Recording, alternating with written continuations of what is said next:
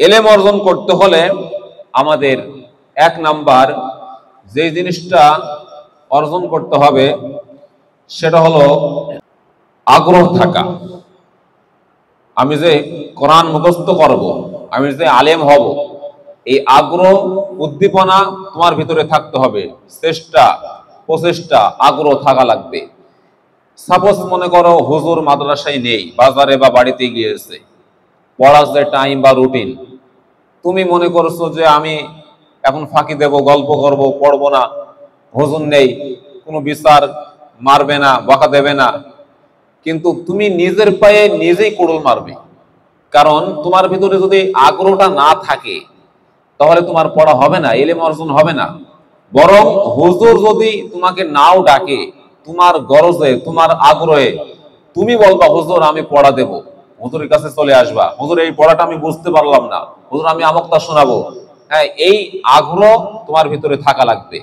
এক নাম্বার শর্ত বা কন্ডিশন যদি ইলম অর্জন করতে হয়, কি বললাম? এক নাম্বার কন্ডিশন আগ্রহ থাকা। কি থাকা? হ্যাঁ, যা বলছে এগুলা কিন্তু ইয়াদ রাখতে হবে। ঠিক আছে তো ইনশাল্লাহ? এরপরে খুব সংক্ষিপ্ত ভাবে বলছি, 2 নাম্বার ধৈর্য বা সবর থাকতে হবে। মনে করো তুমি এখানে পড়াশোনা করছো, তোমার যারা সাথী বন্ধু অনেকের ভালো কাপড় আছে, তার কাছে অনেক টাকা আছে, ভালো খাবার খাচ্ছে, ভালো পোশাক, ভালো গেঞ্জি, ভালো টুপি, ভালো জামা পায়জামা সে পরছে। তোমার আব্বা বা তোমার পরিবারে সেই মানের পোশাক দেওয়ার সে সমর্থন নেই, তোমার মন খারাপ হতে পারে না? তোমাকে ধৈর্য ধরতে হবে যে না, আমি পড়তে এসেছি, আমাকে যে কোনো মূল্যে আমাকে পড়তে হবে। তোমার পড়া হয়নি, হুজুর তোমাকে একটু বকা দেবে, এজন্য মন খারাপ করে অধৈর্য হয়ে বাড়িতে চলে গেলে হবে না। হ্যাঁ, তোমাকে কষ্ট সহ্য করতে হবে, ধৈর্য ধরতে হবে। একটা গাছ, যেই গাছে রোদ লাগে, বৃষ্টি লাগে, ঝড় তুফান হয়, সেই গাছে তো ফল বেশি হয়, ফুল বেশি হয় নাকি? তুমি যদি একটা গাছের চারা নিয়ে এসে ছাদের ঘরে রেখে দাও, কোনো রোদ না লাগতে দাও, বৃষ্টি না লাগতে দাও, সেই গাছে কি ফল ফুল হওয়ার সম্ভাবনা আছে? নেই। এজন্য তোমার ধৈর্য সবর লাগবে। হুজুর তোমাকে অনেক সময় বকা দেবে, অনেক সময় দেখা যাচ্ছে সামান্য শাসন করবে। হ্যাঁ, এজন্য মন খারাপ করা যাবে না, ধৈর্য রাখতে হবে, আমাকে পড়তে হবে। অনেকে দেখা যাচ্ছে 1 পৃষ্ঠা সবক দেয়, তুমি হচ্ছে 10 লাইন দাও বা হাফ পৃষ্ঠা, তোমার মন খারাপ করা যাবে না যে আমাকে ধৈর্য ধরতে হবে। ও নাই 1 বছরে হাফেজ হবে, আমার নাই 1.5 বছর বা 2 বছর লাগবে। ও 2 বছরে হাফেজ হবে, আমার নাই 3 বছর লাগবে। ঠিক আছে, এই ধৈর্য তোমার থাকা লাগবে। ধৈর্য না থাকলে তুমি কাঙ্ক্ষিত মানের গন্তব্য স্থানে পৌঁছতে পারবে না। এরপরে এলেম অর্জন করতে হলে নাম্বার 3 নাম্বার যে গুণ বা বৈশিষ্ট্য আমাদের অর্জন করতে হবে সেটা হচ্ছে বিনয়। বিনয় ছাড়া তুমি এলেম অর্জন করতে পারবে না। যারা অহংকার করে, দাম্ভিকতা করে, তাদের এলেম থাকে না। দেখবা যে আম গাছটা বা যে লিচু গাছে বেশি মূল আসে, বেশি ফল হয়, সেই গাছটা নিচের দিকে একটু নুয়ে যায় কি যায় না? নিচের দিকে থাকে না? যে ধানে বেশি শীষ আসে, সে ধানটা কি নিচের দিকে চলে যায় না? যেই ছাত্র বেশি বিনয় হবে, হুজুরের উস্তাদের অনুগত হবে, উস্তাদের খেদমত করবে, হ্যাঁ, উস্তাদ যেভাবে চলতে বলে সেভাবে চলবে, কামাই করবে না, হুজুরের কথা মতো জীবন যাপন করবে, হ্যাঁ, পড়াশোনা করবে, যে নিয়ম আছে, নিয়ম নীতি, হ্যাঁ, মাদ্রাসার যে সিস্টেম আছে, সেই রুলস অনুযায়ী, সেই নিয়ম অনুযায়ী চলাফেরা করবে, বিনয় হবে। হুজুরকে দেখলে সাইকেল চালাতে চালাতে যদি যায়, হুজুরকে দেখলে সে নেমে পড়বে, সালাম দেবে। এই বিনয় যদি হয়, বিনয় হতে হবে যদি এলেম অর্জন করা লাগে। বিনয় ছাড়া অহংকার করলে কাজ হবে না। অহংকার হচ্ছে আল্লাহর চাদর স্বরূপ পোশাক। তোমার পায়জামা বা লুঙ্গি যদি কেউ ধরে টান দেয়, তুমি কি খুশি হবা না তার প্রতি নারাজ হবা? তার প্রতি কি রাগ হবে না? তো অহংকার হচ্ছে আল্লাহর চাদর। আল্লাহ বলছে যারা অহংকার করে সে আমার লুঙ্গি, আমার পোশাক নিয়ে টানাটানি করে। খবরদার, অহংকার করা যাবে না, বিনয় হতে হবে।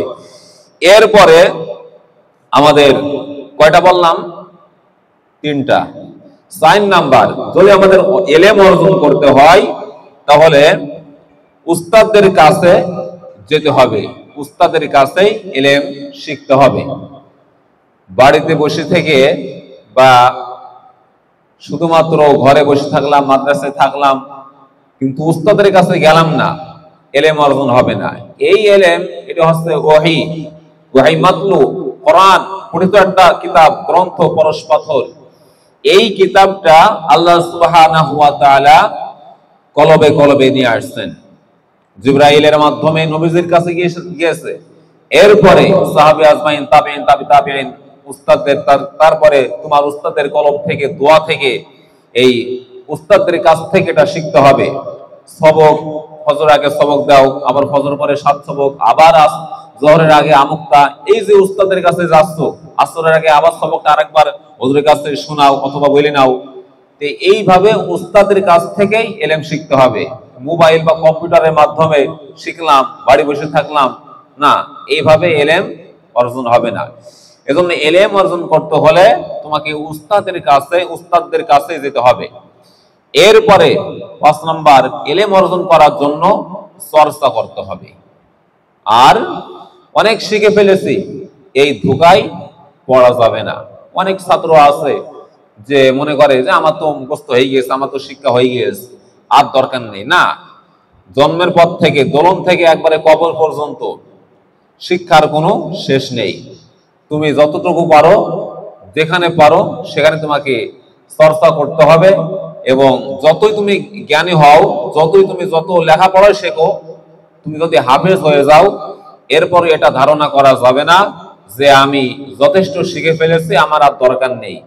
তুমি কোরআন শিখেছো, মুখস্থ করেছো, ভালো কথা, কিন্তু কোরআনে এর অর্থটা কি, এর শানে নজুল কি, এগুলা কি জানা আছে না? আর এই জন্য মাওলানা পড়তে হবে, তোমার মানে জানতে হবে, অর্থ জানতে হবে, এবং কোরআন কি বলতে চাচ্ছে সেটা তর্জমা জানার পরে সে অনুযায়ী আমাদের জীবন বাস্তবায়ন করতে হবে। আমরা শুধু কোরআন মুখস্থ করেই ক্ষান্ত হলে হবে না, এখানে পড়ে শেষ করে তোমাকে আলেম হতে হবে। একটা গাধা, তার পিঠের উপরে যদি 1 বস্তা চিনি দেওয়া যায়, ওই গাধা কি বুঝতে পারে, উপলব্ধি করতে পারে তার পিঠে কি আছে? জানে না, বোঝে না। তুমি হাফেজ হবা, কিন্তু যদি এর মানে না জানো, তাহলে তোমার ভিতরে কোনো থাকবে না।